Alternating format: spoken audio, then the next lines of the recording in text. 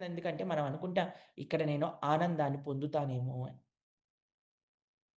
కానీ ఈ ప్రపంచంలో ఏంటో తెలుసా అండి? ఆనందం అంటే రెండే 2 పరిస్థితులలో మనకు ఆనందం వస్తుంది. తెలిసినా మీకు? ఒకటి బాగా బాధపడి, బాధ పోయినప్పుడు ఆనందం అనుకుంటా. లేదా బాధ తగ్గినప్పుడు ఆనందం అనుకుంటా. తెలిసినా మీకు? ఇప్పుడు చూడండి బయట బాగా వేడి ఎండ కొడుతుందనుకోండి. ఇంట్లోకి రాంగానే చల్లగా ఏసీ గాలి కొట్టిందనుకోండి. అబ్బయ్య! ఎంత హాయిగుంది అని. ఎందుకు నీకు ఏసీ హాయి అనిపిస్తుంది? ఎందుకంటే ఎండలో మాడి వచ్చావు గాబట్టి. అవునా కాదా చెప్పండి?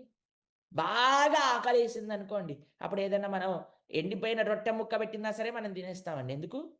ఆకలి బాధ ఉంది కాబట్టి అది ఆనందమేస్తుంది.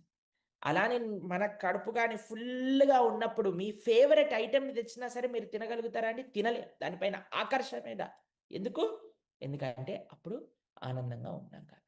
ఆల్రెడీ ఫుల్ అయిపోయింది కాబట్టి. కాబట్టి ఈ ప్రపంచంలో ఆనందము అనేదన్నా ఉంటే అది పొయ్యే స్థితి ఏదైనా ఉంటే అది మాత్రమే ఆనందం.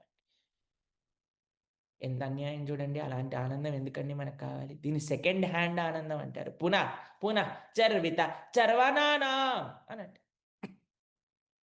మేము ఒక కథ చెప్తాం. మీ అందరూ వినే ఉంటారు ఈ కథ. ఒకసారి ఒక ఆయన స్నేహితుడు, "అయ్యా నాకు ఆనందాన్నివ్వు, ఆనందాన్నివ్వు" అంటే పాపం బాగా ఆలోచిస్తాడు. ఎలారా వీడికి ఆనందాన్ని ఇచ్చేదని చాలా ప్రయత్నాలు చేస్తాడండి. ఈరోజు ఆలయంలో మనం వెనకాల మాట్లాడుతున్నప్పుడు బొంత పురుగు చూసాం కదా! ప్రశాంత్ ప్రభు ఇంకా మేము చూసామనమాట. బొంత పురుగు తెలిసినా మీకు ఇలా ఇలా ముల్లులుంటాయి. ఆ ముల్లులుండే పురుగు ఇలా ఇలా మీద పాకిందనుకోండి మొత్తం దురదొచ్చేస్తుంది. అయితే ఈ స్నేహితుడు ఏం చేశాడట, చాలా ప్రయత్నం చేశాడట. లాస్ట్‌కి ఏం చేశాడో తెలుసా? బొంత పురుగు తెచ్చి పాకిచ్చేసాడటండి. వీపు పైన. వీపు పైన బాగా దురదొచ్చేసరికి ఇలా ఇలా గోక్కుంటే "అబ్బా! బహుత్ మజా ఆ రా హై! బహుత్ చాలా బావుంది. చాలా ఆనందం వేస్తుంది" అన్నాడట. అలాంటిది ఈ ప్రపంచంలో ఉండే ఆనందం.